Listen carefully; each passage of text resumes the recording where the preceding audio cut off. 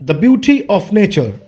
All the beautiful things on planet, art, plants, animals, birds, mountains and rivers are part of nature. The gifts of nature are indeed uncountable and extremely beautiful. The beauty of nature fills our heart with joy and peace. We are awed by the spectacular sights of nature and at the same time amazed by their serenity.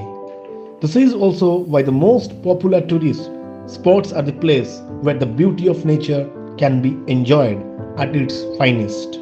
However, in recent years, the exploitation of nature by humans has led to dire consequences. Humans have destroyed the beauty of nature because of their greed, turning beautiful forests to barren landscapes and serene seas to dumpsters. To conclude, it is our responsibility to protect the beauty of nature, and we must never forget the duty of us